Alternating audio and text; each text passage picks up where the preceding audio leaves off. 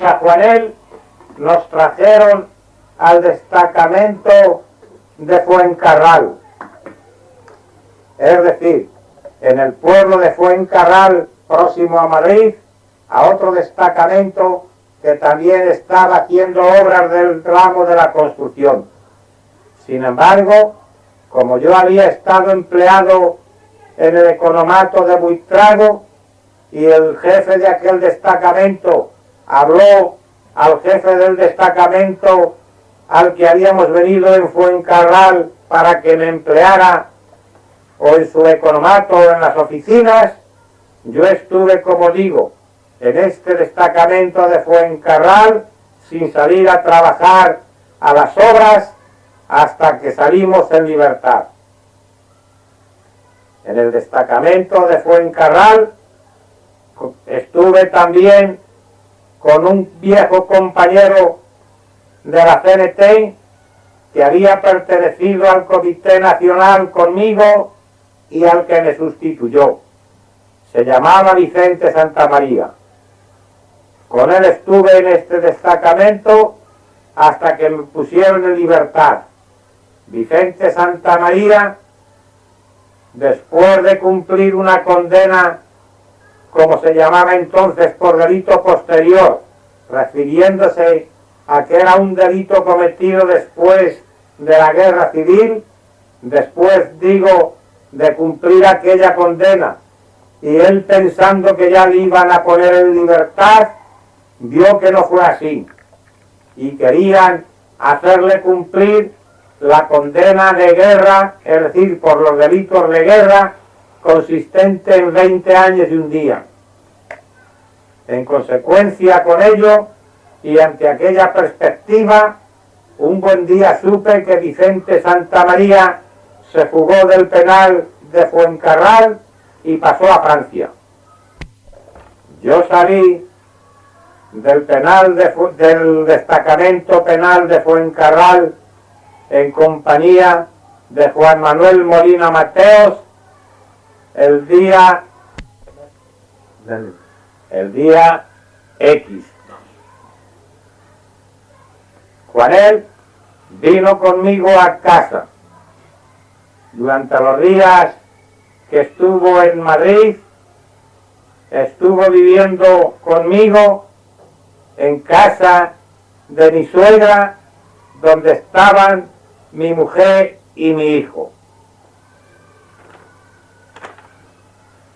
Llevábamos ya, desde que habíamos salido de Alcalá de Henares, que no teníamos ningún contacto normal con la organización. Desde San Miguel de los Reyes habíamos conocido por los militantes de Valencia que allí se encontraban presos, más o menos cuál era la situación orgánica de nuestro movimiento. Pero después de salir de San Miguel de los Reyes, ya no habíamos sabido nada de nada. Desde el campo de trabajo de Buitrago y desde el campo de trabajo de Fuencarral, no habíamos tenido contactos orgánicos ninguno de los que en ellos nos encontrábamos. Por eso, cuando salimos Juanel y yo en libertad, lo primero que hicimos por Madrid fue tratar de averiguar lo que había de organización. Después de intentar ver a varios compañeros, por fin nos entrevistamos con Melchor Rodríguez.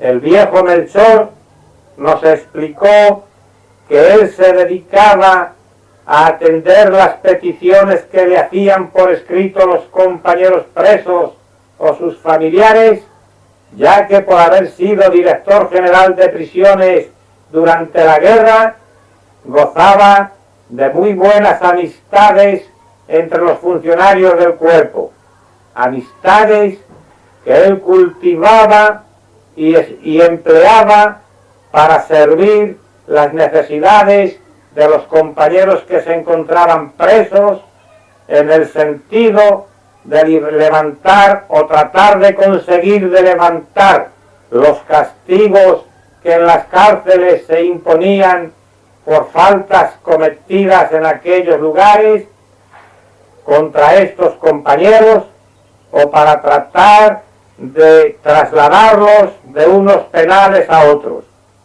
que de lo demás no hacía nada, porque según él no había nada de organización. Aquello no nos alarmó en lo más mínimo.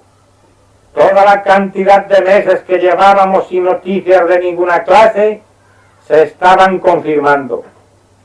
A los compañeros que entrevistábamos por Madrid, todos nos contestaban más o menos lo mismo. Estaban todos dedicados al trabajo y a ganarse la vida como pudieran, sin más preocupaciones.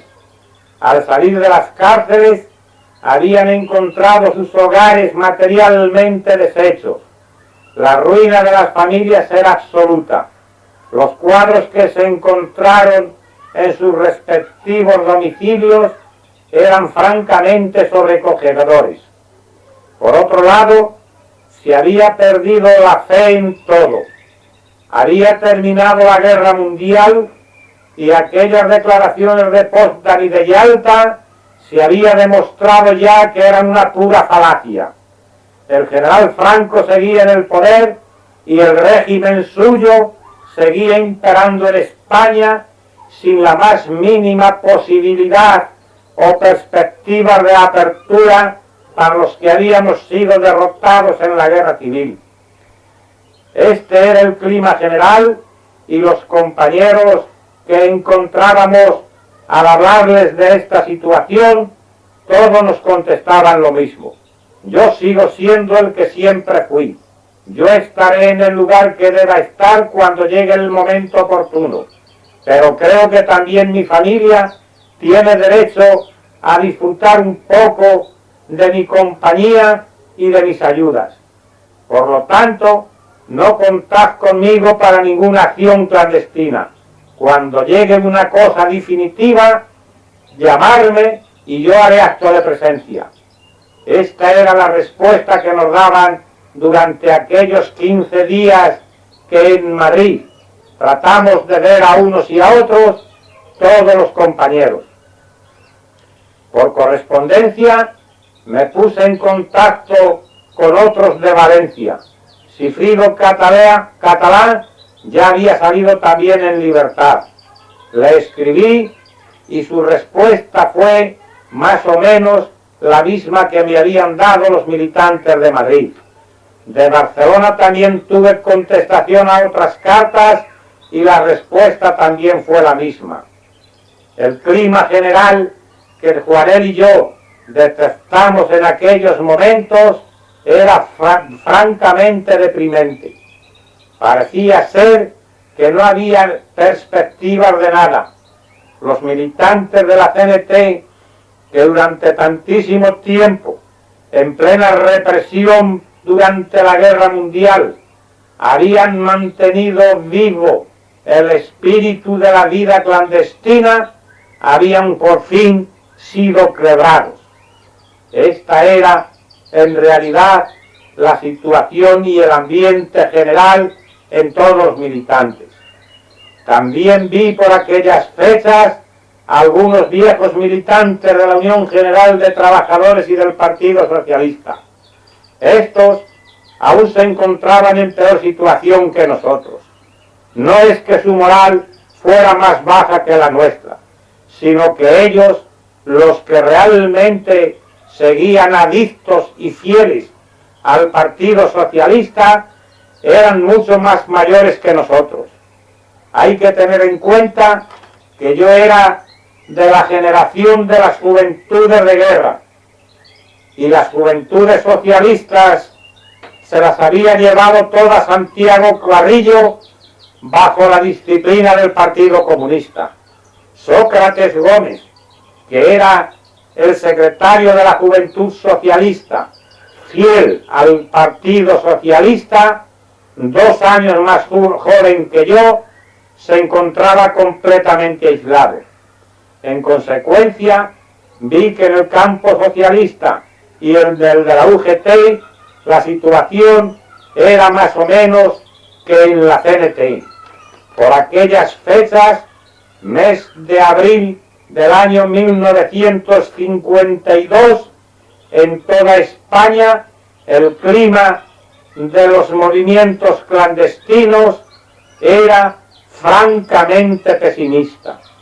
Parecía ser que el general Franco había roto todo espíritu de resistencia por su propia resistencia frente a los conspiradores del interior de España y frente al exilio de los republicanos españoles.